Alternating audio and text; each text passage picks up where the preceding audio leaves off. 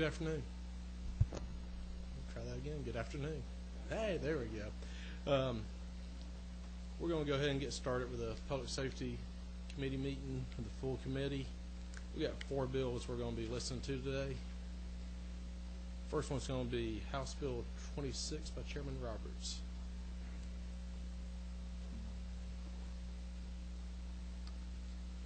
Thank you, Mr. Chairman.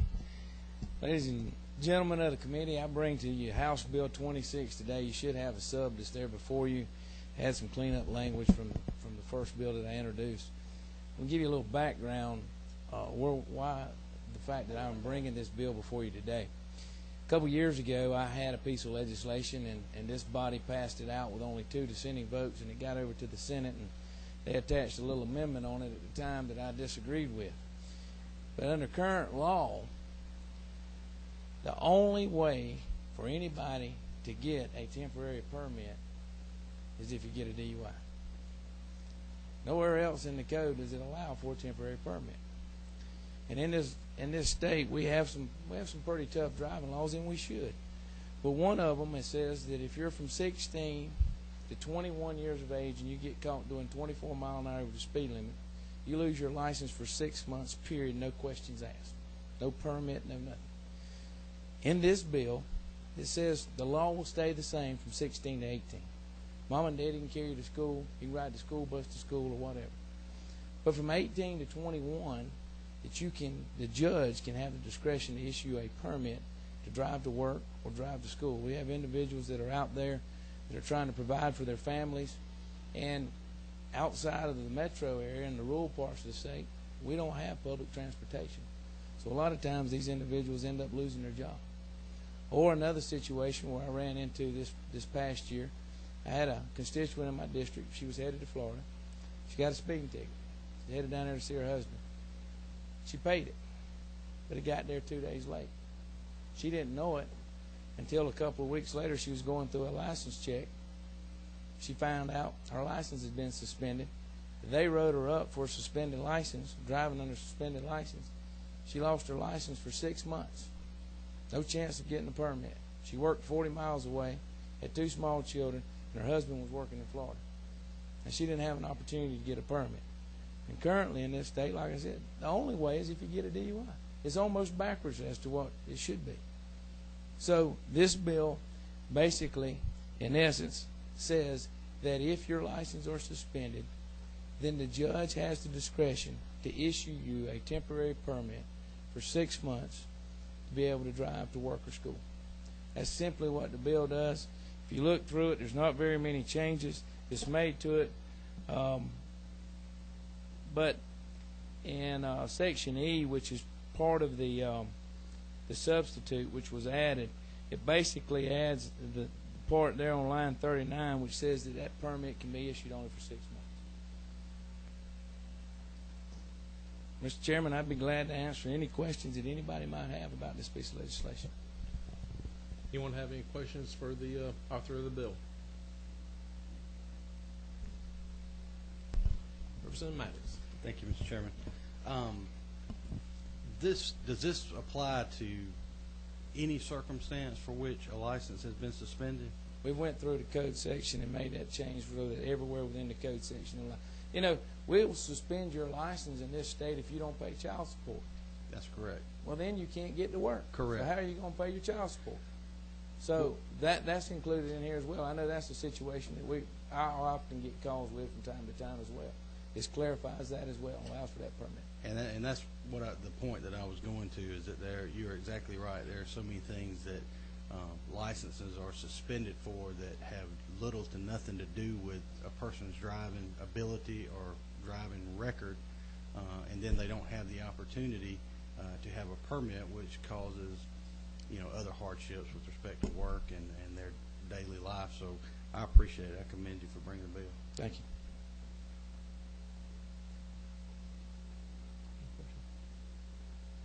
You got a question? Any other questions? Is there any comments about this bill before we move forward? Chairman Talton. I think I want to compliment you on this bill too, Mr. Chairman. During my time of policing, I oftentimes would have people calling with the same problem, and it was causing a hardship. So I just want to compliment you on taking the stand, and so proper time I'm gonna fix it.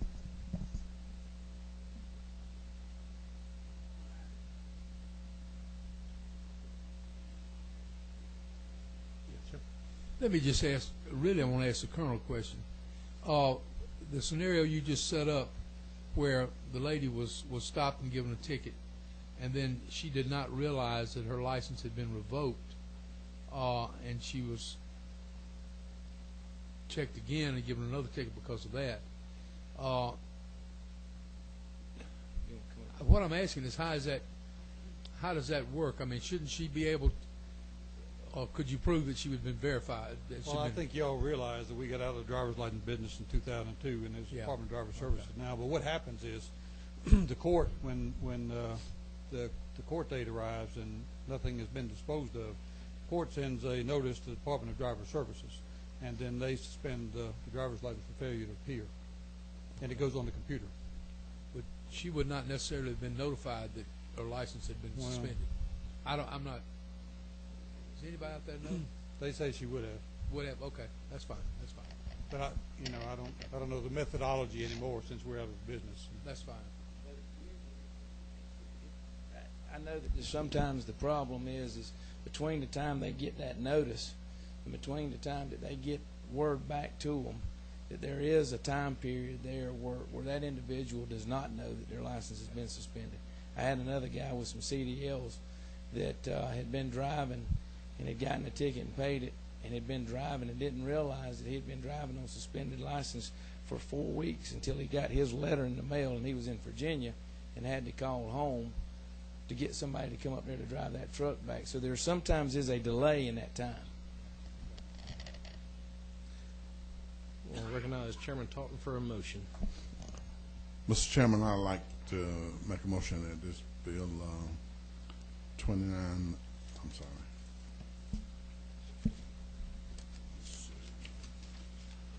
342890S passes, please. Got a motion and a second. All in favor say, raise your right hand.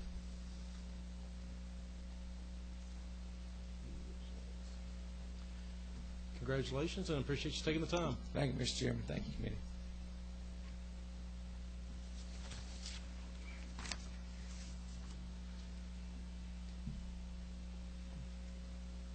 And Colonel, didn't mean to put you on the spot just then.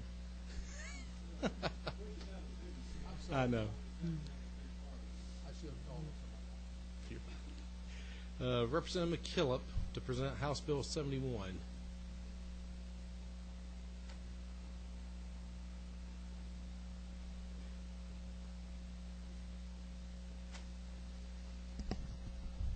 Thank you, Mr. Chairman. May it please the members of the committee. House Bill 71 is a provision. Actually, we brought this same bill last year. It passed the House, I think it was 155-0. Got held up in the Senate, just ran out of time, and held up in rules. The impetus for this bill was a constituent call from a 75-year-old man in my district who said, I enjoy riding my bicycle. I'd like to be able to ride my bicycle on the sidewalks. I'm 75, and I notice in the state law, y'all have limited it to where the local jurisdictions can decide, but only if the person who wishes to ride is 12 years of age or younger. And he said, I just want you to open it up so that local jurisdictions, I can go to my local government, my county commission, and lobby them to make it so it might be 12 years of age and younger and 70 years of age or older. He said, because look, I'm 75, you don't want me anywhere near traffic. And we have lots of sidewalks, particularly in Athens, out sort of in the outskirts of town that are there. They've been built. They're almost never used by pedestrians anyway, and he would like the opportunity simply to lobby his local government to allow ages other than 12 and under to ride on those sidewalks. That's all this does. Any questions for the author?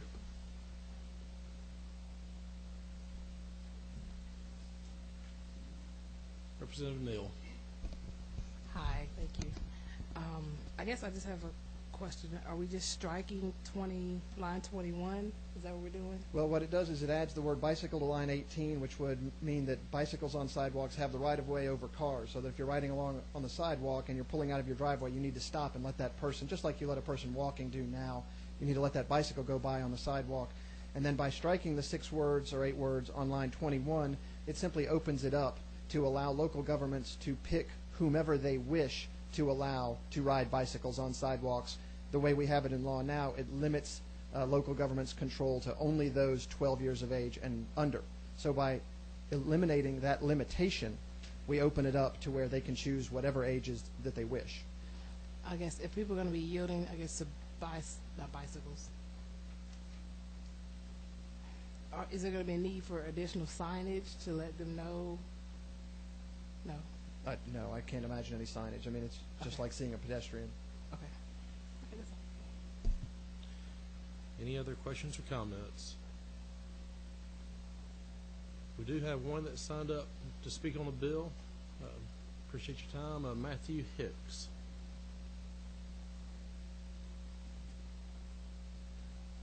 Good afternoon. I'm Matthew Hicks with the Association of County Commissioners of Georgia, and just wish to express our support for the bill. Appreciate your favorable consideration. Any questions for the speaker? Thank you, sir.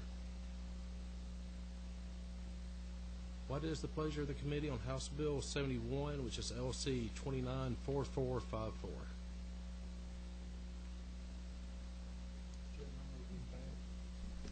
I'd like to make a motion that we accept the bill. We got a motion, so you go for a second. Oh, okay, then I'll second it. I didn't. Okay, we got a motion and a second. All those in favor, raise your right hand.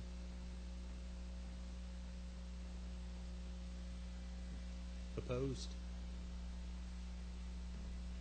Congratulations.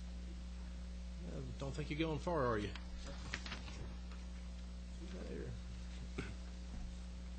I didn't mean to let that happen, did I? Okay, Representative McKillop, you'll be offering House Bill 101. I believe that's a substitute. And just make sure we're working off the same page. Yes. LC 342850S. Yes. Go ahead. Okay, this is an omnibus bill that was brought to me by the bicycling community of the state, and what it does is, even though the bill itself is 7 or 8 pages long here, it simply updates in a number of different code sections, and that's why it's so long. But it updates the rules of the road and whatnot for bicycling in Georgia. We haven't really delved into these statutes regarding bicycling in 20-plus years in a lot of instances, and so we had the bill drafted. We went ahead and filed it. GDOT brought one amendment, which is why we're dealing with a substitute. I'll go over that in a minute. I'm happy to, as y'all look through it, answer any questions, and I will give you sort of a thumbnail sketch of each of the underlined areas, which are the changes. On page 1, bicycle lane is defined. Many communities in our state, including Athens, have begun building and improving roads with bicycle lanes, and up till now in statutory law, the bicycle lane is not defined. This definition provides for what it is and how it should, when practicable, be constructed. And GDOT and other agencies have guidelines for when a bicycle lane is constructed, how it should be constructed. GDOT's amendment was simply to add the words when practicable, or unless impracticable, which basically means they said, if you're dealing with a substandard road or something that's too small, or you're crossing a narrow bridge, we need to be able to build it to whatever specs we wish instead of having to build it to these defined guidelines. If we have to build it to guidelines, we simply won't put in a bike lane. And so in order to make sure that we encourage them to do that if they want to, we give them the flexibility with the unless impracticable language. That's the only real change on page 1. On page 2 at line 29, it just makes clear that if there is a bike lane on a roadway that's been put there by your local city or county, that bicycles obviously do have the right-of-way in the bike lane, which sort of is pretty obvious that you have to have that. If you have a bike lane, bikes get to be in it first. Section 3 simply adds one place where vehicles are not allowed to park, which is in a bike lane. If there is a bike lane present, you're not allowed to park there. Obviously, a bike can't ride through a bike lane if there are vehicles parked in it. At line 67 on page 3, That basically says that in the event that there's a big enough shoulder or a shoulder that's sufficient to bicycle on, that bicycles can go on the shoulder to stay out of traffic. Subsection C at line 70. This changes the rule about when and how you're allowed to signal a right-hand turn. You know, the old signal for a right-hand turn that even I grew up with, because Mike, I drove a 68 MGB, which the blinkers never worked on. So, you know, a right-hand turn is stick your hand out the left window because that's the only window you can get to. On a bicycle, however, all your arms are free and you're allowed to signal a right-hand turn by simply extending your right arm, which most drivers understand means I'm going that way. And often if you just extend your index finger, you point that way, and it means I'm going that way. Please don't run over me. The stricken language at lines 79 to 88, or rather 80 to 88, is it dealt with when you're carrying a 1-year-old child on a bicycle in some manner. In dealing with the bicycling community, they instructed us that the fact of the matter is a child under 1 year old doesn't have sufficient neck muscles to support even the weight of its head, which is why when we're handing around babies, you always support the baby's head. So actually strapping a helmet to that child and putting them in, you know, one of those carriers or something is even more dangerous because you're adding extra weight to a baby who can't really support their own head and probably shouldn't be back there anyway. So we just eliminate that possibility. That is, you're not really supposed to have a child under 1 on a bicycle. You just simply can't make it safe for the child. There's no equipment out there to make it safe. Line 105 defines hazards to safe cycling because that term is used down in 112 already. That's already existing law, the phrase hazards to safe cycling. That simply says what it is, and it's pretty obvious. If there's rough pavement, broken glass, a flat tire in the way, these are obviously things that would make it impossible to bike through the shoulder. At line 140 on page 5, it simply makes clear in the law something we all know from common sense, and that is bicycles have to ride in the same direction as traffic. You know, a lot of times there's this sort of urban legend out there that it's actually more safe to ride against traffic because they can see you. That is not, in fact, the case. They're more likely to run over you if they're coming at you in that lane. And so it makes sure that bicycles get all the way over and ride with traffic. And on 40-6-296, that requires that lights on the back of the bike must emit a light that's visible from 300 feet as well if they're riding at night. So you have to have a light on the front and the back that's visible from 300 feet to make sure that automobile drivers can see them.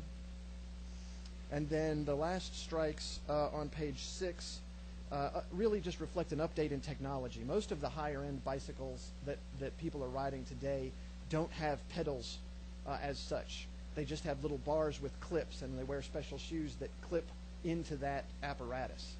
This was a requirement that all the pedals and pedaling areas have these certain reflectors of certain size. Well, if you just have a clip system, you don't have any room for reflectors, and so it eliminates that requirement, but then at the same time adds the light requirement front and back. So we've got lights, not reflectors, where reflectors won't work because of the new technology of bicycles. Most bicycles today, I was surprised to learn, high-end bicycles don't even come with pedals. You buy the bicycle, and then you have to go figure out what kind of pedal you want to get for it. So while that is an awful lot, I know, and 7 pages of bill, it is really just an update of what mostly already exists in Georgia law, and I'm happy to field any questions about it. There are people here also from the bicycling community who are happy to speak on it and commit this bill and recommend this bill to you because it does provide a lot of good updates to statutes that we have. Any members have questions for the author? That was a heck of a job explaining it. We do have one speaker that signed up, Emily Helm.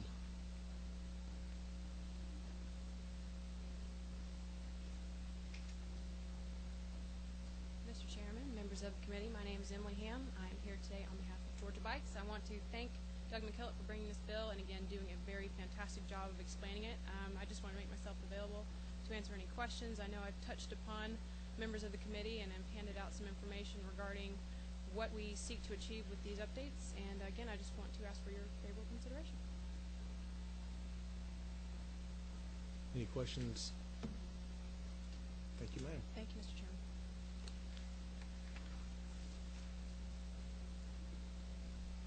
Representative Horn. I actually have come up with a question for the author, if it's okay.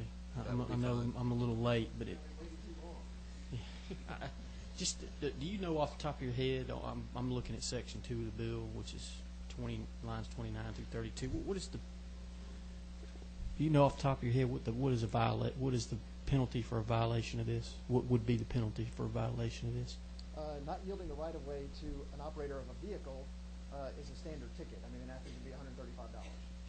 Okay, and that would be the same thing if you fail to yield to a bicycle. Correct. Okay. And then the next one I have is on. I noticed on. Actually, I think it's in 2 places. One is. And that's only failing to yield to a bicycle in a bicycle lane. Yeah. Okay. Yeah. Okay, and then the other thing that it's actually in 2 places. It's on line 100 and it's on line 178. I noticed we're striking a may and inserting a shall be fined or imprisoned, and shall be fined or imprisoned, which means that as I read this now, if you are, looks like if you don't have your helmet on, if I read this correctly, if you don't have your bicycle helmet on, this is in section, under subparagraph 46-6-296, it looks here that if you don't have your helmet on, that you will be fined or imprisoned for that. Am I reading that correctly? Let's start at 99 and 100. That's the first place? Yeah, that's the first place. So we can go back to that one first if you want to. It looks like you're going to be fined or imprisoned if you don't. No, it says no person shall be fined or imprisoned. If you read the first clause is no person, and then it gives you the definition of who we're dealing with, which is under the age of 16 years of age, failing to comply. And then the may to shall here doesn't have any effect because you're dealing with a negative. If you're not dealing with a positive operation of law, may and shall makes a huge difference. But when you're dealing with a negative, it doesn't change this. It's just an update of language. You are correct. Thank you very much, Mr. Chairman. I'm done. Okay. And then is there another one? No, that's fine. Thanks for pointing that out. Did I just hear a bicycle bell go off when you were talking? I think you did, yeah. Like how appropriate. See, I added that just for effect. Good job. Any other questions for the author? I'm going to I'm going to recognize Chairman Neal for a motion. Thank you, Mr. Chairman. I move that this committee pass substitute to House Bill 101 LC 342850S. Got a motion? Is there a second? Got a motion and a second. All those in favor, raise your right hand.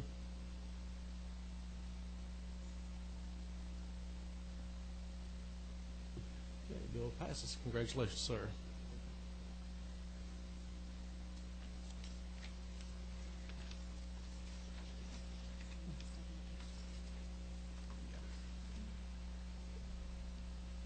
If the folks in the audience would give me just about 2 or 3 minutes, there's a quick conversation I got to have with the Legislative Council, and we'll get going again in just a minute. Just bear with me.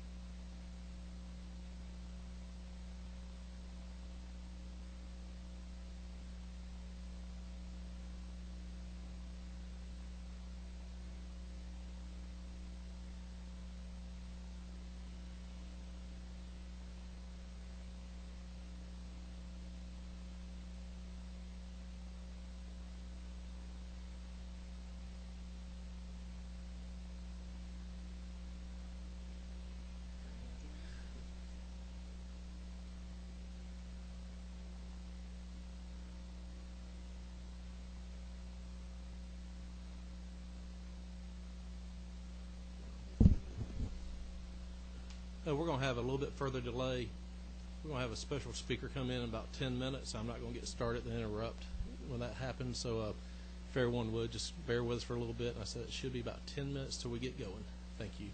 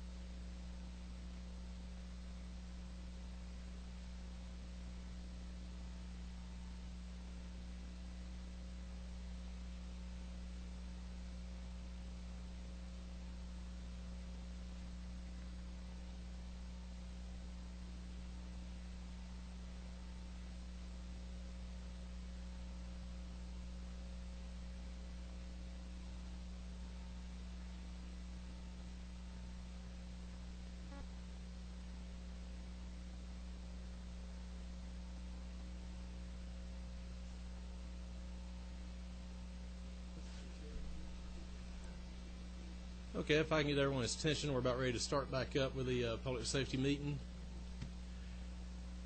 And in just a second, you'll know why I paused the meeting for a little bit. We had the gentleman from the 7th, Speaker of the House, Ralston, who wanted to come down and address the committee for just a few minutes. And Speaker Ralston, the floor is all yours, sir.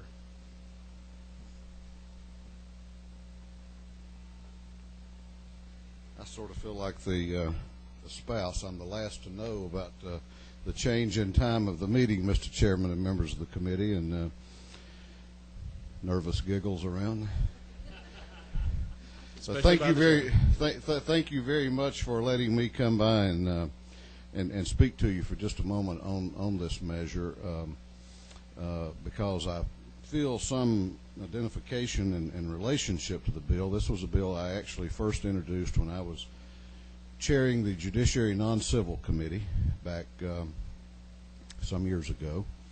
I pursued it again in the 09 session, and then last year I think Floor Leader Collins had the bill and it made it out of the House, and the other chamber it kind of bogged down, and so I'm hoping that by getting to the bill early this session that it will get the consideration that I think that it's due. I think it is an important measure that will protect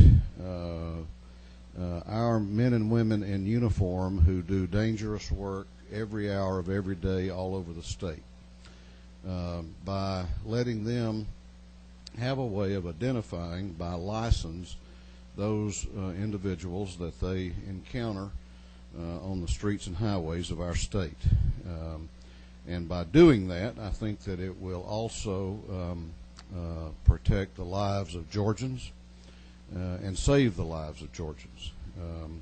It will also be a device by which other members of the community will know if people are eligible or not to purchase firearms and other things that are off limits to various classes of our citizens because of their conduct. And so I think it's an important bill. I applaud the committee for the work it's done so far on the bill. It was a bill that came to me from constituents in my community who believe very, very strongly, as I do, that this is an important measure that will benefit law-abiding Georgians. And so I want to come over and just say thank you in advance for the careful and thorough consideration that I know you will give this bill. I hope you will give it a do-pass recommendation. I know that the work of the committee, if it sees fit, will only serve to improve the bill. And so thank you for your service to the House and to the state, Mr. Chairman, and I appreciate again you letting me, you holding up proceedings to let me come and say hello. Thank you. I assure you, Mr. Speaker, you'll know exact time from now on from when we start this meeting. Thank you, Mr. Chairman. Thank you so much, Mr. Speaker.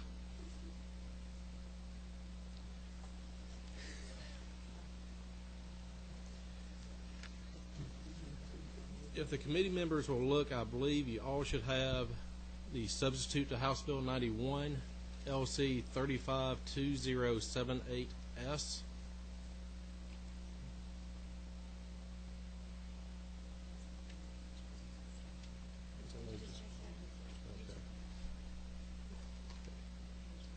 Okay. 2078S. Before I get going through the bill, there's been it's kind of been a work in progress. This bill has been out for a while, and over the last 24 hours, there's been a lot of comments coming up. So we've been trying to make sure that those concerns were addressed while making sure the bill does what it's supposed to do. I would ask for the future, if there's a bill, try to get to me early, and I'm going to tell publicly. Legislative Counsel sitting beside me, Terry Long, for the tremendous job she's been doing because I've been wearing her phone out. I'll try to make sure these have been taken care of, so thank you for your help. If you look at the bill, starting on line 15, it's going to be the new language on page 1. What we're saying on the bill, if in the sentencing of a defendant convicted of felony, listen to this subsection, and we marked out the felonies where you basically did the 7 deadlies. Convictions for murder, kidnapping, rape, aggravated sodomy, aggravated child molestation, aggravated sexual battery, and armed robbery. If an individual is convicted of one of those offenses, when they get out of jail and they still have parole or probation, they'll have to get a new driver's license. On that driver's license, and here's another change that we made on the fly, so I'm going to ask Legislative Council to help me. When this bill was first written, we had the word convicted felon stamped on the driver's license. Talking with the Sheriff's Association and also working with DDS, trying to make sure that, especially with the new driver's license they got, that we don't mess up anything and that they can do this properly. On line 40 on page 2 of the bill, instead of having the word convicted felon or felon, there'll be a demarcation of a number or letter. So if you have a Class CM driver's license for the motor vehicle and a motorcycle, we're going to leave it up to the Department of Driver Services to come up with either a letter or numbering system, so it may say Class CM1 as an example. That way, when law enforcement stops that motorist and they look at that driver's license, they're going to know that they have someone stopped convicted of one of these 7 offenses. To me, as a former law enforcement officer, Chairman Talton, who's a former law enforcement officer, this makes a big difference to the folks on the street. Our law enforcement officers need to know who they are dealing with. Right now, they don't unless they take the time. They can run the license, and it's going to come back saying if they're a valid license or not. And this will keep them from having to do the criminal history with the dispatch. So we believe this is a very good officer safety bill. It will help serve the public. And as the speaker said, even if they go in to try to get a firearm, convicted felons are not supposed to be in possession, and they're definitely not supposed to be buying firearms. So that's another reason that we're looking at this bill. But the number one thing is public safety and the safety to our police officers. In the bill, it tells how the court within 3 days will send this information to DDS. The individual who is convicted of that felony will have to pay a $25 replacement fee for the current license, and when that probation or parole ends, that individual can turn his license back in, and for the $25 fee, get a new driver's license without that demarcation on it. On line 60 on page 3,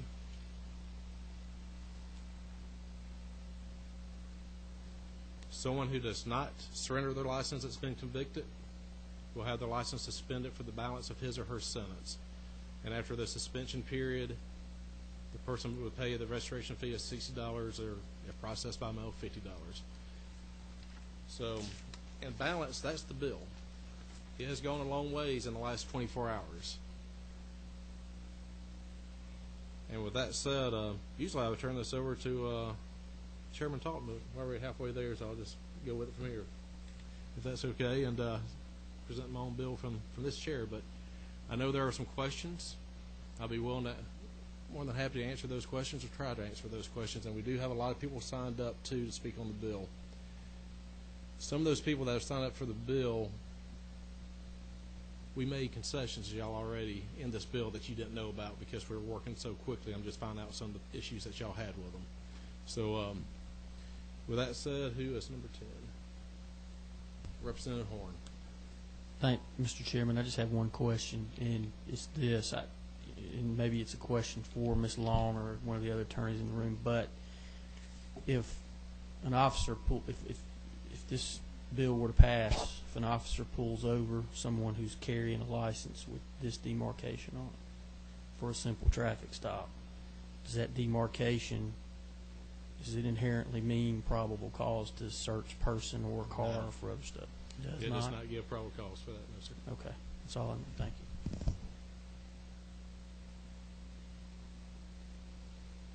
Chairman Talton. You answered my question. Since you was carrying it, I didn't know if you wanted me to whatever, but you got the show, so.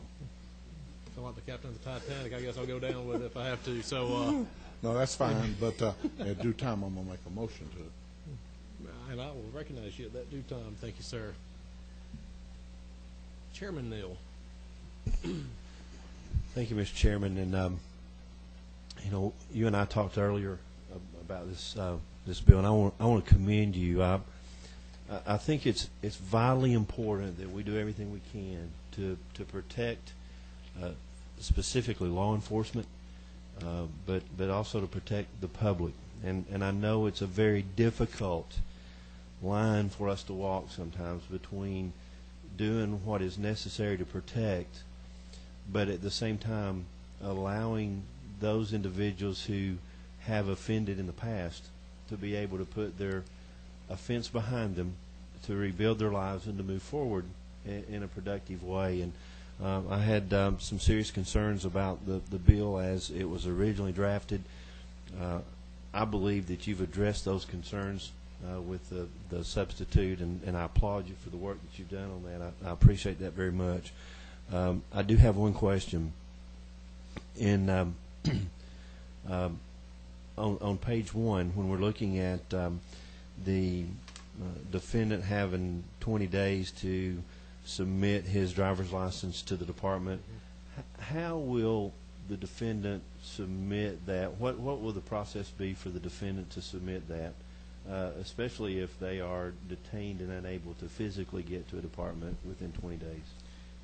Well, I'm glad you brought that up. This is about the fourth bill. In the earlier bill, I think it had 3 days, so on this one it's 20.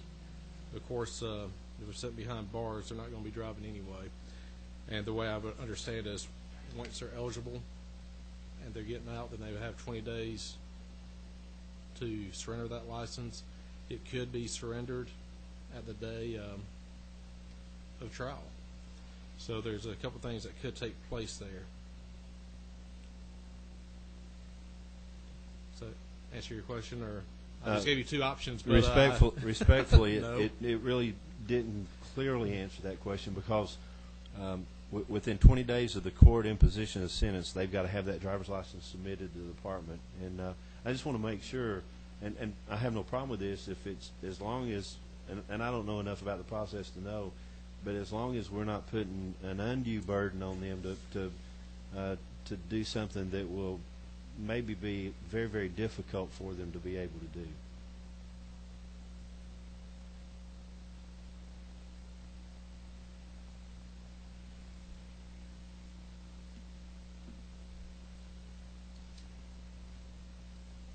Well, I'm going to say I appreciate y'all bearing with me on this. So this is like the 4th draft in the last several hours, but just by reading the way the current bill is that we're working off of, they would have 20 days from the time that they have been sentenced to surrender that license. Of course, you can surrender a license, and DDS is here. I may need to bring them up, but if someone's ordered to surrender their license, they can mail that in, can they not?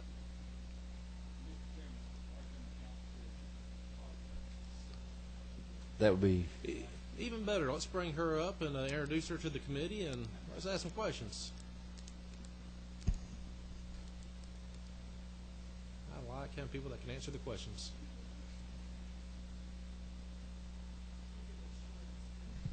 Good afternoon, everyone. I'm Jennifer Ammons. I'm the General Counsel for the Georgia Department of Driver Services, and actually your question is one that we had from the earlier version.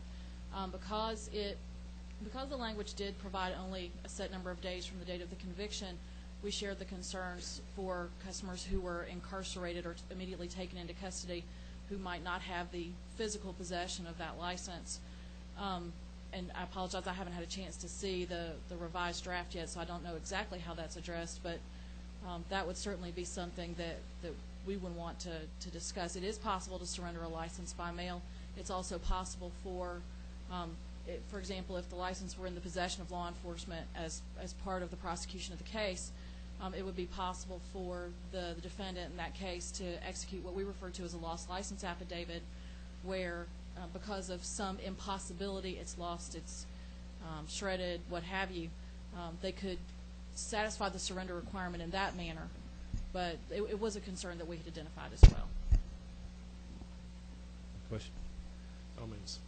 And I respect the fact that you've not seen it, but it says within 20 days of the date that the court imposed such sentence in order to have a new driver's license issued.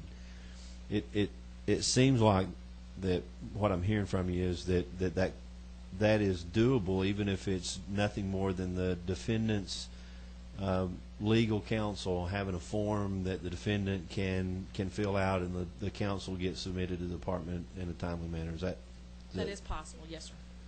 Okay. It actually happens pretty commonly. Okay. Thank you very much. Thank you, Mr. Chairman. Thank you. I'm going to say you're free to go for right now, but stick around close, okay? I have a feeling I'll be back up here shortly. Yeah, just don't wander off too far or anything for me. Representative Yasmin-Neal. Thank you. I had sort of the same question, but just for clarification, would it be appropriate kind of to ask for possibly more days in reference to, like, I understand the incarcerated part and not being able to get the license for different reasons, but I was also thinking about, granted for many of us, $25 or what have you might not be much, but for people that might not be able to get that money as fast, I just want to know, people's views on it. Well, we do have 20 days. I know Legislative Council is going to be speaking with DDS's counsel. I'd say hold on that question as we go a little bit further. I said we got a lot of people to speak on this bill, and of course, before we can amend a bill, we got to make sure that we have a motion and a second. Then we can do the amended part. But you might want to write that down, or just hold in your memory, Okay. and we'll see what we can do in just a little while. Okay, thank you, sir. Is there any other questions for me on the bill? Okay, seeing none, I said we have several people signed up. First one on the list is Hannah Bailey. And if you would, when you get to the microphone, just introduce yourself and let us know who you represent. My name is Hannah Bailey. I thank you for the opportunity to speak on behalf of House Bill 91. My mother and I approached Representative David Ralston, current Speaker of the House, about pushing in some legislation about this. You should know that my mother and I were victims to multiple felonies, and so through that, I learned a lot about the criminal justice system, and I'm actually a criminal justice major at North Georgia College and State University. And through that research, I learned that in 2008, the Georgia Department of Corrections was supervising about 142,000 probationers. In 2008, also, the Georgia Board of Pardons and Paroles was supervising about 22,000 people. Specifically to the parolees, there were only 300 parole officers to supervise those 22,000 people. Simply put, the probation officers and parole officers cannot adequately supervise these parolees and probationers. My suggestion was House Bill 91, which merely adds stipulation, which I have not seen the recent revision of the bill, but it would help police officers in Georgia who come in contact with parolees and probation officers on a daily basis. It's necessary for that officer to know immediately who they're dealing with and that they were previously convicted of a violent crime. You see, convicted felons are under a sentence of supervision. They don't have the right to the freedoms that we all have. They cannot purchase guns. They cannot purchase alcohol. But they're only checked after once a month, however many times they go to see that parole officer or probation officer. So this stipulation would have every officer in the state of Georgia supervising over them. And during a time of frequent furloughs and government cuts, this is a way to help supervise those people. It's my hope with the passage of House Bill 91 that these convicted felons or violent criminals would be held accountable on a daily basis, not just when they go to see their parole officer once a month or however frequently they may go. It is also my hope that it will benefit police officers, local and state police officers, so that they may immediately know who they're dealing with based on the driver's license and what items that person may possess and may not legally possess. And perhaps that they may approach the suspect in a more cautious and more diligent manner. I'd like to thank you for your consideration. Any questions for the speaker? Ms. Bailey, thank you very much, and you did bring up a very good point. Our law enforcement officers have been going through a tough time during this budget. Our pardons and paros, our deputy sheriffs, municipalities, state troopers, GBI, all of them. And along with myself and this committee, we commend them for a great job that they do, especially under these budget cuts. They're a very special group of people. So thank you, ma'am. Thank you. Anthony Walden.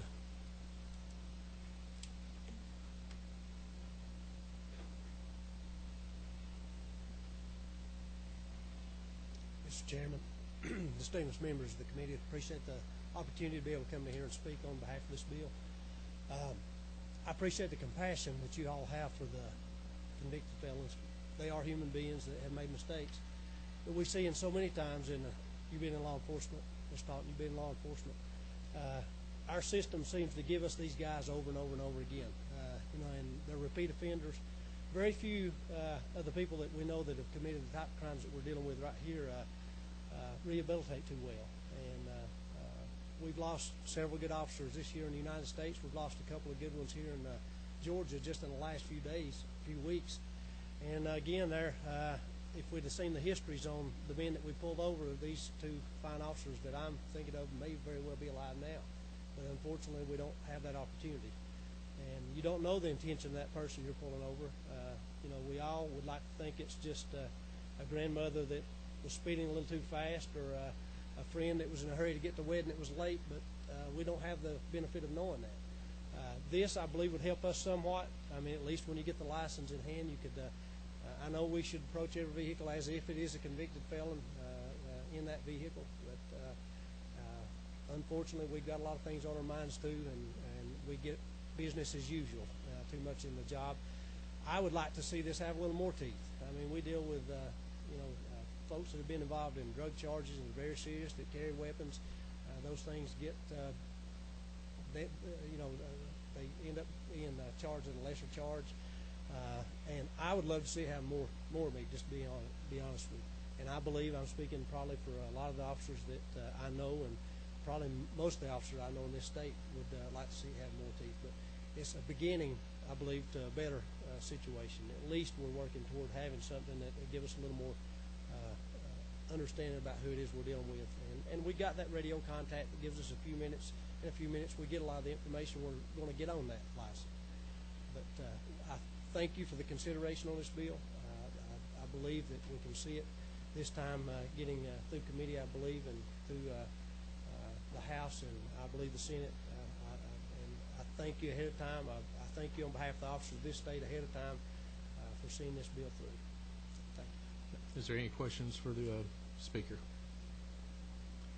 Thank you so much for the job you do.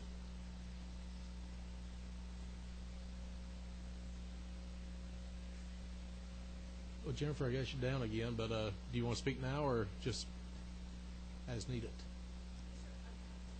The department did want to make one other point, and I've spoken to Ms. Long about this. The bill, even the revised draft, only talks about driver's licenses, and driver's licenses obviously are not the only credential that we issue, and we just wanted clarification in the bill if the intent was for it to also to apply to limited driving permits and for identification cards. If it's just going to be driver's licenses, there obviously is going to be a group of these convicted felons who are also going to have license suspensions for other reasons, and if the identification cards or their limited driving permits are not also included in the bill, it essentially will defeat the purpose. They could get an ID card that's not marked, in other words, if it just says license. Now, if they had a limited driver's license, would that cause a problem with not having it with a demarcation on it? Or I understand the ID part that you're going with. If they just have a Georgia ID, there wouldn't be any mark on that.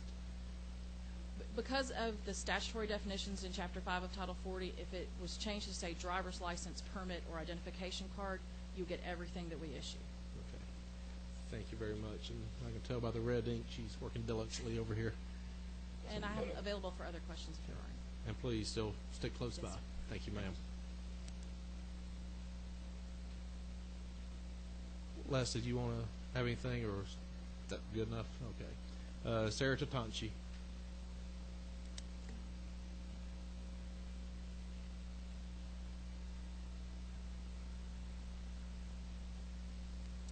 Thank you so much for the opportunity to be here. My name is Sarah Tatanchi. I'm with the Southern Center for Human Rights. First of all, I really want to thank Chairman Bearden for his leadership on this bill and his true scrambling to make this bill more palatable in the last few hours. It's really commendable and unusual in a legislator, so I appreciate it. Sorry, no offense, but I know how much work this takes, and I'm grateful to Legislative Council for her efforts as well. One of our concerns about this bill was just how wide a net it casts by including all of the felonies in the state of Georgia. I definitely understand why law enforcement would want to be informed if a person that they've just pulled over has had a violent history. However, I'm not so sure that they need to know whether or not they've written a bad check over $500. I wonder, too, about how this fits in with Governor Deal's and the Speaker's great efforts to try to start looking at some real smart on-crime measures in our state. There's been a lot of talk about giving drug offenders the sort of treatment that they need rather than just incarceration, which, as the sheriff from Fannin County pointed out, results in the same people coming back over and over and over again. This is a huge step for Georgia to be taking this really hard look at how we deal with criminal justice. And it's one that's really commendable, and I would argue that it's one that's critical at this time. But as we go forward, we have to really look at some of the old habits that we have, this sort of tough on crime mentality, and see, is this really what's serving our state? Is this what's really serving our already overburdened prisons and our law enforcement officers who are tasked with just so much? And is this the best thing to really stop the cycle of crime for those who are committing it? Just to think of the many occasions that a person uses a driver's license in addition to operating a motor vehicle. I think of renting a home, finding a job, opening a bank account. These are all critical things that a person needs to be able to do if they are trying to be on the straight and narrow, if they are trying to strive to be a law-abiding citizen. And I would just hope that as we go forward in trying to achieve the laudable goals set forth by our governor and our speaker, that we don't throw a wrench inadvertently by falling upon some of our old habits. And I'm happy to answer any questions. You do have one. Chairman Neal. Thank you, Mr. Chairman. As much of a statement probably as a question. Yes, sir. I absolutely understand, and I appreciate the deputy's comments, and I've struggled through the years with the best approach to provide that public safety, and at the same time provide the opportunity for redemption. And I keep being reminded of what I've heard General Donald say numerous times: is we've got to understand the difference between those that we're mad at and those that we're afraid of, and those that we're afraid of, I think, are being captured by this bill, and we clearly have an issue with that. But I agree with what you're saying. There are a lot of people who we're just mad at, and we need to help them instead of having them under this same net. And I would say that as we follow this path that Governor Deal and the Speaker are talking about, we'll be able to identify the difference between those that we're mad at and those that we're afraid of, and concentrate more of our capacity and more of our resources on those that we're afraid of, while we're getting treatment and alternative sentencing and through drug court, whatever it is for those that we're mad at. And I think it's actually a good marriage that we can bring together, so that we're giving those individuals an opportunity to have a fresh start and be productive members of society, but at the same time being able to identify those that we're afraid of, these 7 categories, so that we can offer that kind of protection for our law enforcement. And I think that it's absolutely vital as we move forward that we understand that we're not talking about 2 separate things that can't exist in the same conversation and in the same state, but instead, as we do a better job with one group it will enable us to then do a better job with the other group as well. And I just want to make that comment. See any other questions? Thank you, ma'am. Thank you, Chairman. Kimberly Parker.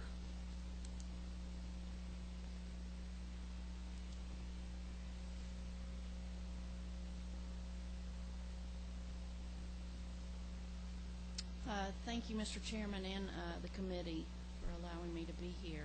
My name is Kimberly Parker. I'm a graduate of Columbia Theological Seminary, and I'm the Director of Outreach Services for Central Outreach and Advocacy Center. We're located across the street in the basement of Central Presbyterian Church. We work in partnership with individuals and families to assist them in avoiding or recovering from homelessness and to advocate on their behalf.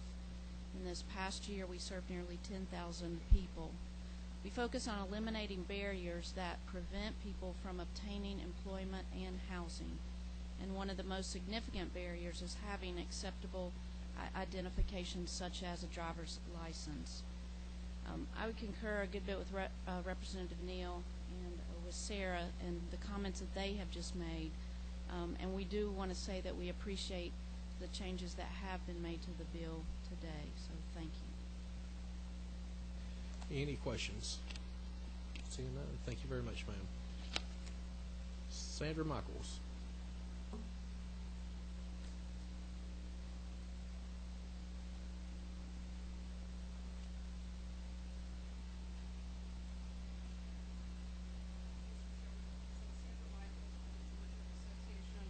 Of Criminal Defense Lawyers, and I think almost everyone knows I sent out memos, albeit today, on the bill, raising some of our concerns, which I will concede that the amendment or the new bill does address a lot of those issues.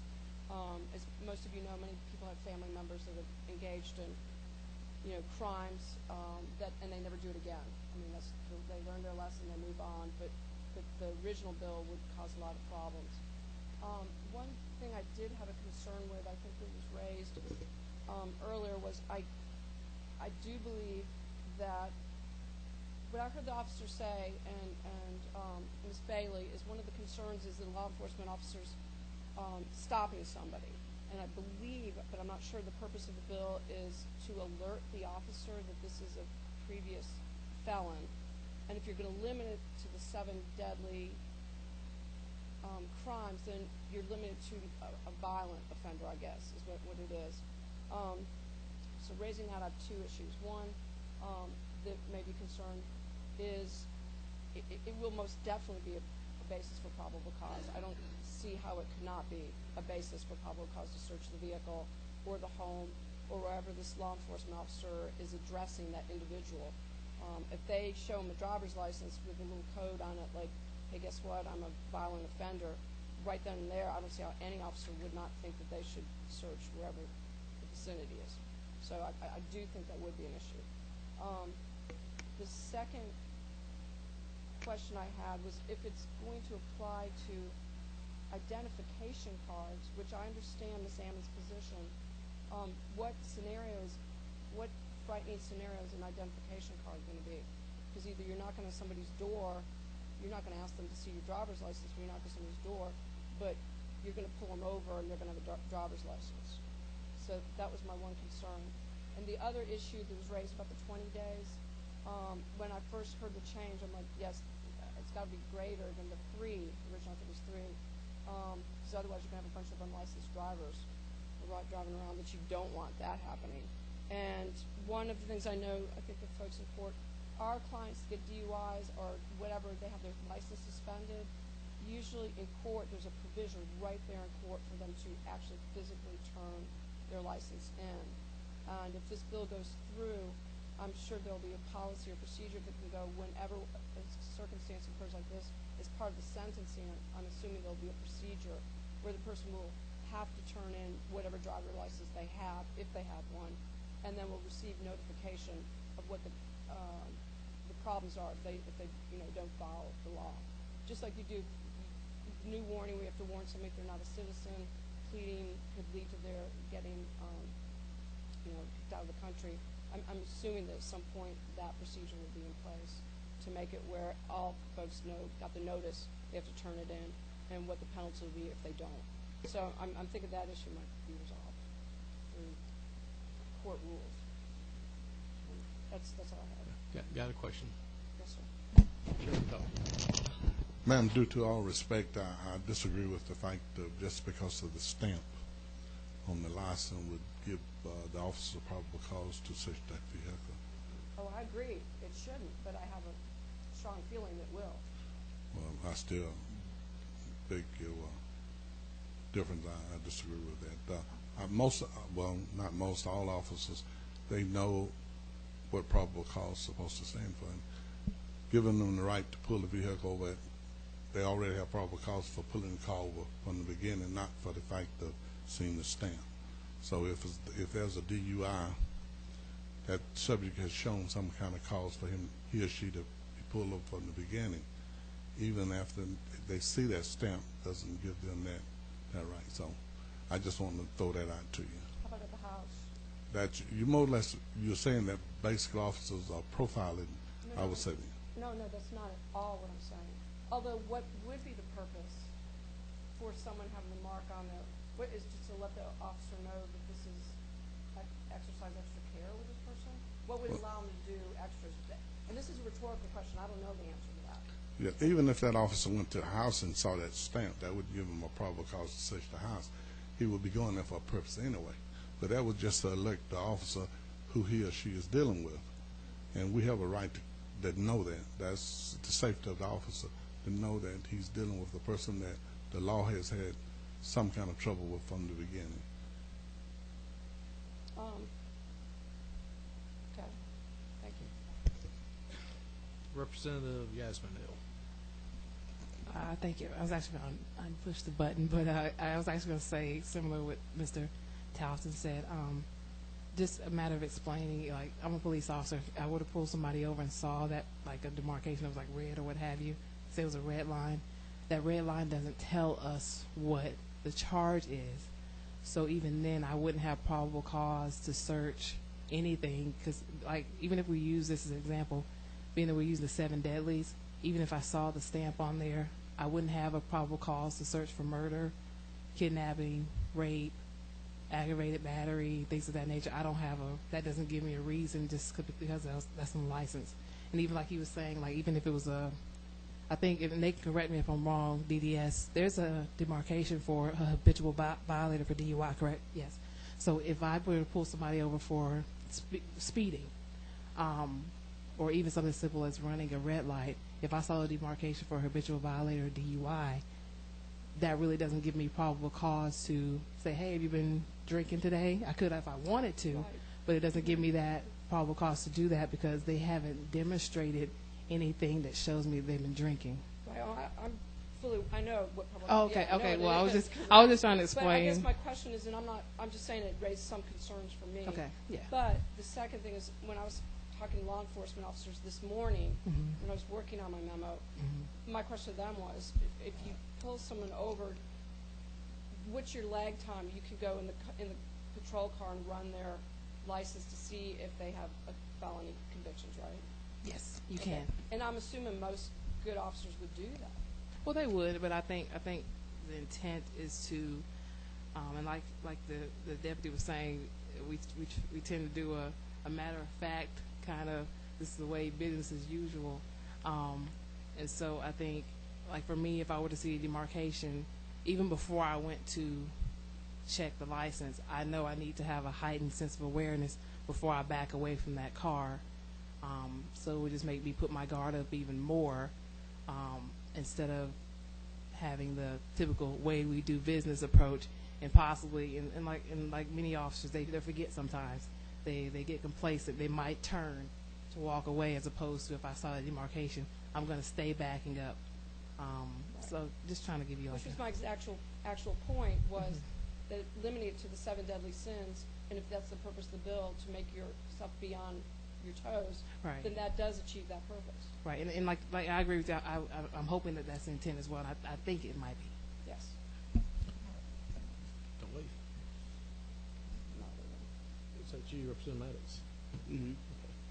Thank you, Mr. Chairman. I was just taken by your statement about that it would absolutely be used as probable. Oh, no. Let me clarify. I didn't say it would absolutely. I said it raised some concerns for me.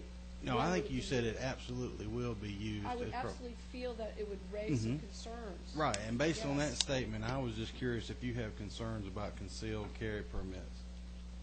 Personally, totally. Does my association? No. My association is completely divided on weapons. Chairman Beard and I have known each other for years and have this conversation. Personally, I'm terrified of guns, legal or not legal. But that is not my issue is with my association. So they almost majority of our association members have legal permits to carry guns. And I guess what it just made me think of, because I do have a concealed carry permit, and I'm not afraid for anybody to pull my criminal record, which is that I don't have one. But I've always felt like it's kind of a little grit in my craw about being a law-abiding citizen all my life, and that I'm subjected to having this concealed carry permit, which I'm supposed to notify the officer of in turn, which puts them on notice that, hey, I probably have a weapon concealed somewhere out of the plain view. And with the changes that they've made to the bill and putting a simple mark on this ID for people who have done some heinous things, I guess I'm not getting the real heart of the problem. Well, and I think that's what I'm saying. My name was put there on the list for the old bill. Okay. And I'm saying this new bill, which I still have not seen, but based on what y'all have said, tells me that a lot of my concerns are addressed in the new bill. Okay. Thank you. Thanks. We have that discussion before about firearms, don't we?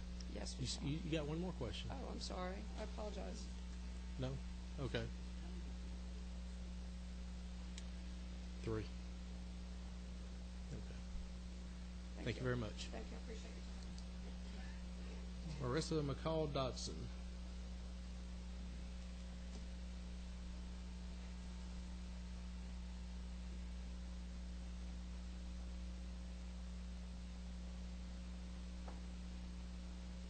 Good afternoon. My name is Marissa Dodson. I am the lead coming home attorney at the Georgia Justice Project, and I'm primarily responsible for the Coming Home program, which deals with alleviating barriers to reentry in the areas of employment and housing and other opportunities. And in an effort to not be redundant and repeat those things that have already been said, I just want to say thank you for taking a look at this issue. But what I am most concerned about is the people that this will affect. While I completely understand the need to be concerned about our officers and dealing with them in an appropriate way so that their lives that they put on the line for Georgia citizens are protected, the issues that I have is that the fear is that these people will recidivize, right? That there is a fear that these people who have committed these types of crimes may commit another type of crime again against the officer. But recidivism is not going to be addressed by this bill. As a matter of fact, what it will do is act as an additional hindrance or obstacle. By that I mean, right now I cannot think of an opportunity in Georgia where you are not subject to your criminal history being taken a look at, and that's for, like she said, housing, employment, education, military, anything that you probably try to get in the state of Georgia, you are going to be subject to a criminal history for. What I'm concerned about is not that the officer will know what's going on with the person's criminal history. What I'm concerned about is all the other places that license will show up and may be used as to stigmatize the individual or to deny them some opportunity. And the problem is, excuse me, these are people who are on probation or parole that we are dealing with that are currently under sentence. Well, the chief indicator for recidivism or to be a repeat offender is not a fear of law enforcement, such that I'm pulled over, so this is why I'm going to recommit my violent offense because now I'm subject to an officer encounter. It's tied to employment. Okay, people recidivize because they don't have opportunities. So if we are going to put something on a license that is used not just for law enforcement purposes but for every other aspect of someone's life in Georgia, then as soon as I appreciate the change from letting it say convicted felon to being some kind of code that law enforcement officials will know, but as soon as we get that out there and the law changes and we know what that is, everyone who will know what that code is will be able to do exactly what law enforcement does, which is to make some type of prejudgment about this individual. Now, while officers can understand probable cause and they know their boundaries and their restrictions and what they can do with that information, everybody else does not. So, I mean, for example, I had to give my license and information when I took my son to daycare. Does his daycare need to know what's going on with my criminal history? At what point do we say that a person has the right to not have everyone who takes a look at their license know what's going on with them or make any types of determinations in favor or against them? So I would just say that we just have to be mindful of the people that we're dealing with, why they recidivize, all the areas of their lives that will be affected by this, which is not just police stops, and whether or not this is the intent that you all intend with the passage of the bill. And those are my concerns. Okay, ma'am, not seeing any questions. Thank you very much for your testimony. Oh, I have a question. I'm sorry. Is this retroactive, such that it will affect people who are currently on probation and parole? No. Great.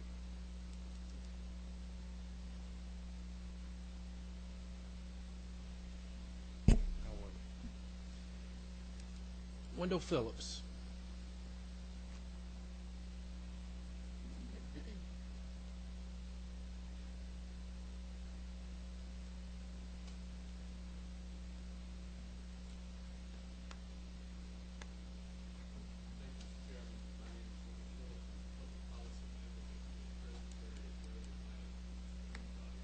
Of the Presbyterian Church USA. I'll be very brief. Most of the points have been covered very well, and some of the questions that have been raised I think will stay in our minds as we watch this bill go forward. What I have to say is both complimentary and complementary. To compliment the chair for flexibility and being able to listen to the concerns that have been raised over the last 72 hours or so, especially the last 24, and for the changes that have been made. We also want to express our continued respect and concern for those who wear the uniform of law enforcement in our state. I think you and I, Mr. Chairman, have sometimes been on opposite sides on criminal justice issues that have come before the House Judiciary Committee, but never have we been apart on what we know is the high risk of that particular profession and the dedication that is required, and not just of the officers themselves, but of the families. So I think if whatever we can do to make that work safer, it benefits all of us.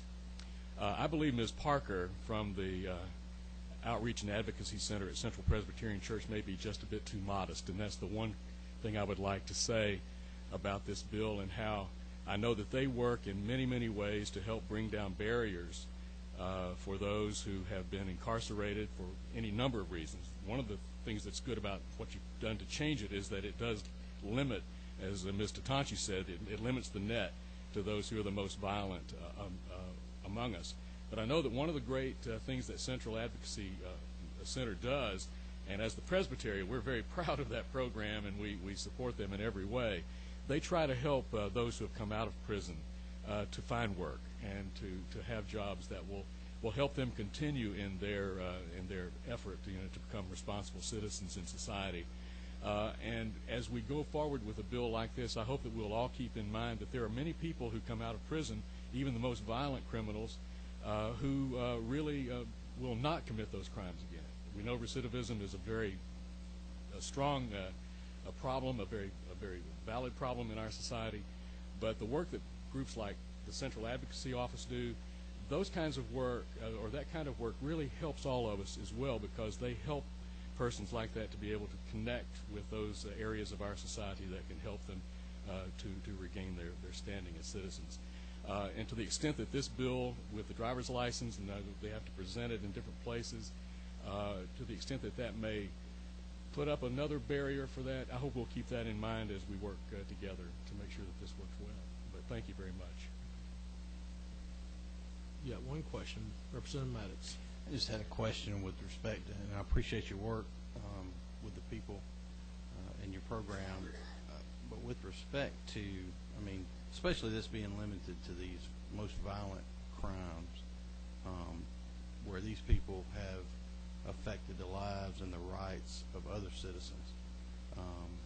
How, I just don't understand. I mean, there's consequences for actions, and I mean, if employment is a problem. Reemployment, that type of thing, is a problem, and they're already doing criminal background checks. I mean, what is the real barrier that a program like this would present, except that it may be erring on the side of, my safety and or the convenience store owner, his safety when they're presented with something, or the liquor store owner who's not going to run a criminal history on somebody before they buy a bottle of Jack Daniels. What is the real barrier or increased imposition that this is going to place on those people? Thank you very much for the question. I think that's the right question. It's a good question to ask. The outreach center at Central probably would be able to answer that far better than I, as the advocate. I'm aware of their program and I support it in every way. But I would think that the additional barrier simply is the public stigma that goes along with an additional piece of information that identifies a person that way. But you're right. And I think what the Central Advocacy and Outreach Center does, and they can correct me if I'm wrong, is that they don't just send somebody out to interview for a job. They work with that person. They work with any number of areas in that person's life. They also work with those who may be potential employers, so that they will know, who the person is in every possible aspect. But you're right, it's a good question, and I think because of today's discussion, I think we're all looking at those questions. And I do appreciate that. My partner and I do some very limited post-conviction work and trying to help people with parole and that type of thing, very selective in that arrangement. But I don't see how, to me, from a policy standpoint, it's almost like, we've got life imprisonment sentences, and that doesn't stop people from doing that. From a policy, it's almost like this is one more thing that might go through somebody's mind that, hey, if I do this, not only do I risk going to prison, but I may be, even though they're only going to be marked, so to speak, for the length of their sentence, but, one more thing that make them think twice. I would hope. Possibility also is the people, the most violent offenders, are far less likely to be paroled anytime soon. Maybe down the road we could look at some way. I think the idea of maybe looking at the way we do incarceration, the way we do rehabilitation, is it there at all? That the longer term sentences, something in the prison system itself could be a help to make some of those questions that you and I are both concerned about to be addressed before they come out and have to go through the process of reconnecting with society. Yes, sir. I appreciate the comments. Thank you. You have another question, but before we get there, myself and Representative Cook must leave this meeting at this time. I want to turn this over to Chairman Talton. Legislative Council's got several amendments that we're going to need done to get this bill to where it needs to be, but she has that. And I just appreciate your help on that.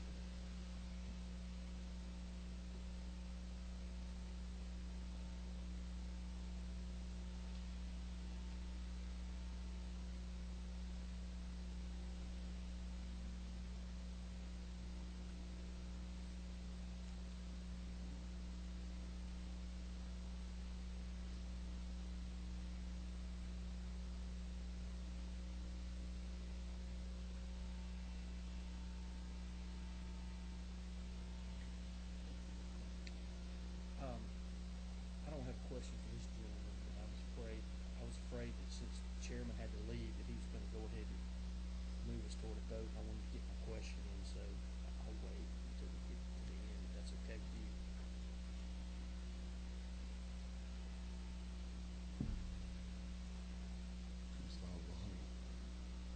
Okay, Mr. Hunter.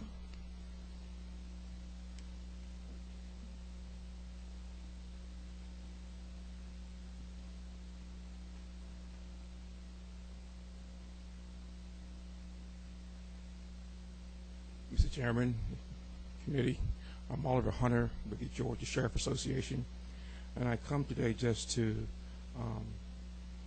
offer my support for the bill. I think it's the right step in terms of officer safety, and I think anything we can do to enhance that, we'll be better served by it. Excuse me. Additionally, I talked to the chairman about this already, but one of the things that we had tried to do last year was to see what we can do in terms of marking licenses for sex offenders. There's a tremendous need. We already have them on the webcams, but the online where you can go and pull the pictures up. But in terms of enforcement, in terms of where they should be and what time of day they should be places, or in terms of being pulled over and having children in cars who may not be their own, it would be a tremendous value if we could somehow mark these licenses to these folks who are also sex offenders. We don't want to do anything to jeopardize the bill coming out today. So he and I had private discussions about what we may can do later on. But we certainly want to offer our support for what is being offered today, but certainly look further at perhaps marking these licenses so when you encounter a sex offender, you would know that he indeed is a convicted sex offender. And to the issue of stigmatization, we wouldn't have that issue because they're already convicted. Their pictures on the internet, they're known in the community. But in those instances where you see a convicted sex offender with children or in a park, you pull an ID, you have no way if you ask for an ID, driver's license, that he's a sex offender. I think it just adds another layer of security and safety for our children. We hope that we can look at that as this bill moves forward. But again, we don't want to do anything to jeopardize, delay the bill coming out today. So we had that discussion as we move forward. Thank you. Are there any questions of Mr. Hunter? Okay, Representative Neal, Chairman Neal. Thank you so much for your remarks. I have a question about your interest in having the registered sexual offender demarcation. As I look on page 2, we are going to be demarking if it is a rape in violation of Code Section 1661, aggravated sodomy in violation of Code 1662, aggravated child molestation in violation of Code 1664, aggravated sexual battery in violation of Code 16622.2. Are there other sexual offenses that you feel rise to the level that it would be important to have that demarcation? That's not exactly my area, but I'm told by the folks who do our sex offender work that indeed this does not capture all the offenses of which one may be required to register. Those are the violent offenses, obviously, they're there, but there are other offenses that may be nonviolent that would not be, and to the extent that it does, I apologize for my voice, to the extent that it does not capture those, we would love to look at having those listed as well. Okay, thank you. Thank you. Okay, are there any more questions from the panel?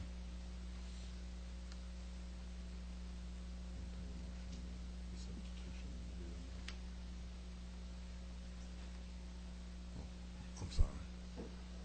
I just have one, and I probably should have asked it of the deputy when he was up here.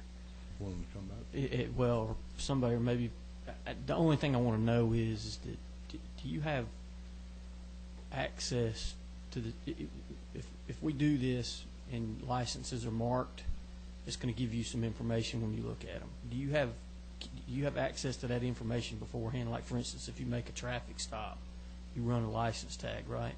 What information does that give you when you do that?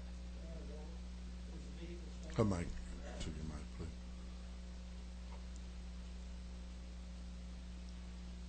Gives us limited information about the vehicle, insurance, is the vehicle stolen, owner of the vehicle. But it won't tell you what the owner's criminal history is. No. Okay, now when you run their license on a traffic stop, what information do you get? Same thing we'll get is the valid license, is the license holder wanted. Won't tell us anything as far as no history. No. Okay, and like in our county, if they're familiar, if they're on probation, they may say this person's on active probation, but that's very limited. I mean, you don't get that on every violator that you pull over. Okay, and flip it around for a minute. If you get called to another disturbance, say it's not vehicle related, and you ask to see somebody who's there who involves ID, and they don't have a driver's license, they got a state ID. If you run their ID, I assume the same information is going to come back. Basically the same as if you'd run a driver's license, correct? That driver's license, that ID will have the information on there that will put them through the GCIC to tell us that they've got warrants or.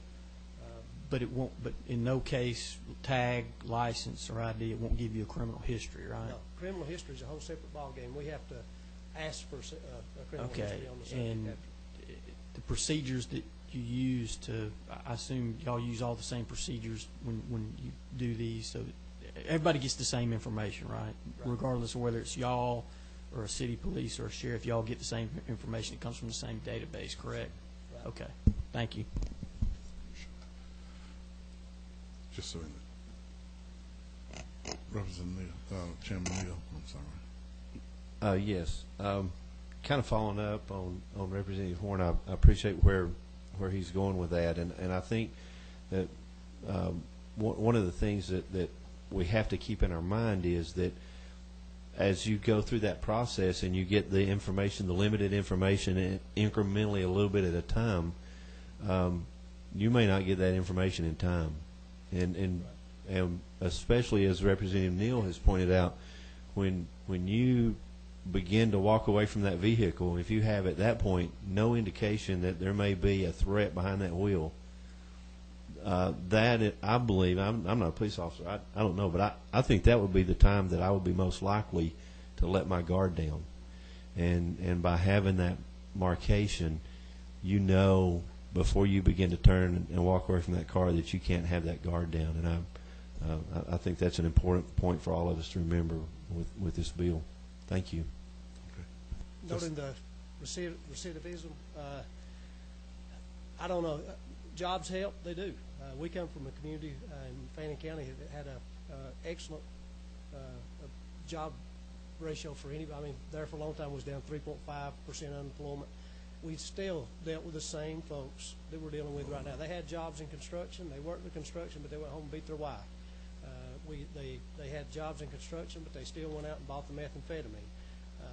You know, I've got friends I graduated with. They've been to prison 4, 5, 6 times, and they get out and they get, you know, $12, $15 an hour jobs. They do good, and they go right back to doing the same thing. Treatment, I agree with these folks that treatment's a very necessary thing, but bottom line, some people just want to do bad things, and they're going to continue to do it. And I would ask the people that would be opposed to this, would you want any of these folks spend the night with you? I mean, would you ask them to come in your house, spend the night, and feel comfortable with them being there? I know we're not asking them to spend the night with us when we're pulling them over on the side of the road, but we're having a personal encounter that's very dangerous. And I do agree. I'm a Christian. I appreciate the compassion. I do want to give people a second chance. But at the same time, there's consequences, and I appreciate Mr. Maddox back there. There is consequences to our choices, and I'm afraid in our society anymore, we have tried to get away from having folks face their consequences, and therefore we see them over and over and over again. Well, just a minute. Representative, she waves. Okay, are there any more questions from the panel? I'm going to allow you, young lady, to just speak just a few minutes. It's a serious bill that we're looking at, and I want to be fair to everyone that's here, and I know a lot of people probably want to speak, don't have the courage to speak right now, but we want to be fair and make it as brief as you can, please, so we can get Thank you. My name is Sally Fitzgerald, and I came to this meeting to listen to the bicycle proposals. But as I sit here long way from it and listen to your discussion of this bill, I want to share with you that in another part of my life, I am a poll manager. And the driver's license is very much a part of election law and the rules and laws that we have to follow to allow people to vote. Constitutionally, felons cannot vote, but there are mistakes made in the creation of the voter registration lists. And what I see right now is this driver's license with this demarcation of a felon would come in, but there are no changes being made in the election law for me as a poll manager to say, I'm sorry, you cannot vote even though you are a registered voter because it failed to get dropped off the list. So I would ask that as you move this bill along, should you feel so inclined, that there be some coordination with the elections department to make sure that they have the authority to do what needs to be done if those felons show up in the precinct. And while I listen to the police officers, suggest that maybe they had reason to be afraid of some of these people. I'm sitting there with no weapon in the precinct, and this person comes in. There needs to be some discussion on that whole process, and I offer that to you for your consideration. We thank you. First thing I do want to say as a former police officer, we don't want to send out a panic that these people are booger bands or nothing like that, but there's a concern with us, and so we wouldn't want you to be sitting at the polling one come up with this marking and you pass out. So we just want you help, please. Okay, are there any more questions?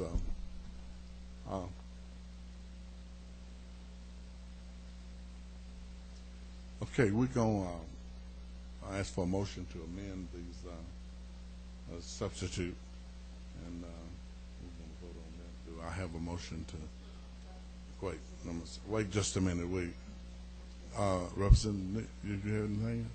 Wait just a minute. You want to? I'm sure you have the language. I did have one question on the driver's license permit identification card. The department brought up and make that.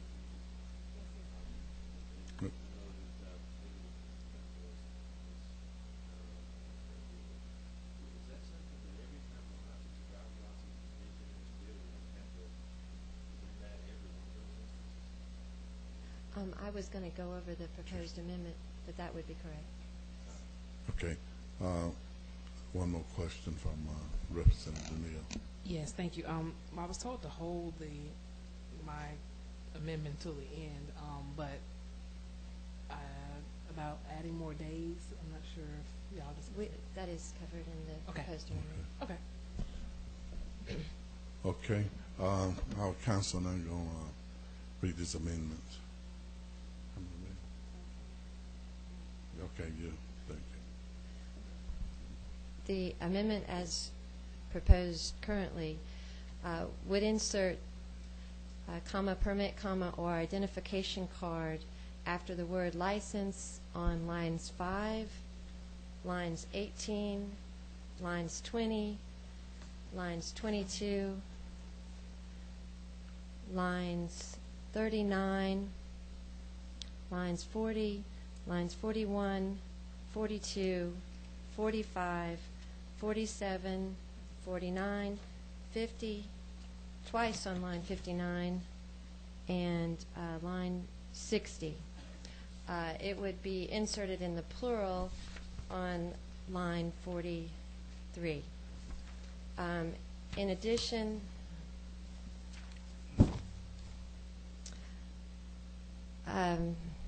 dealing with the issue of allowing for a demarcation of numbers or letters, starting on line 39, we would strike the word demarcation of felon or such other, and then insert after the word demarcation on line 40 of a number or letter or both, so that it would now read bearing a demarcation of a number or letter or both as determined by the department.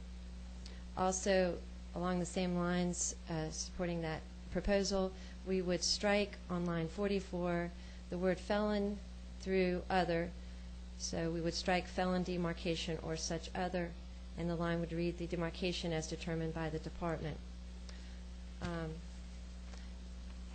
Addressing the concerns regarding the automatic 20-day suspension, as the amendments propose, that 20-day suspension would still go into effect. However, on line 61, we would add the words, or until such surrender of the license, permit, or identification card or submission of such affidavit and a new license, permit, or identification card is issued. The purpose of this, or the effect of this amendment, would be the suspension would go into effect after 20 days, but then after such time as a person is released from prison and had an opportunity to either submit their license or submit an affidavit, that suspension would be lifted. And this this proposal was discussed with the Department of Driver Services, and they felt that that would resolve that issue. And then finally, on line 66, to clarify that the bill does apply prospectively only, we would add applies to persons convicted on or after such date. And I apologize, I should have said we'll change line 65 as well, that this act will become effective on July 1, 2011. So we'll be striking that effective date and inserting July 1, 2011. And that is, I believe, the amendment. Okay, with those changes, and hopefully everyone kept up.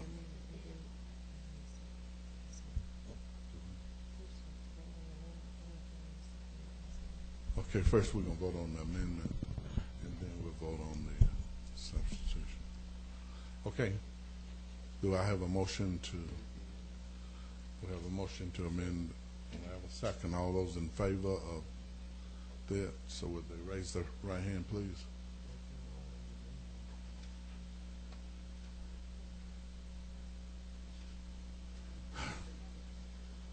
Okay, it's been passed, unanimous. Now we'll vote on the supplemental LC 352078S. Do I have a motion as amendment? Been motioned by Chairman Neal. Do I have a second? Second by Mr. Hannah. All those in favor? Right hand.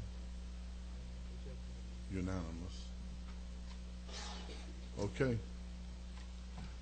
Ladies and gentlemen, that concludes that. We have, I guess, we'll finish today. It's been a long day, but we appreciate your patience, and hopefully that everything's all in well. Thank y'all for attending. Right here.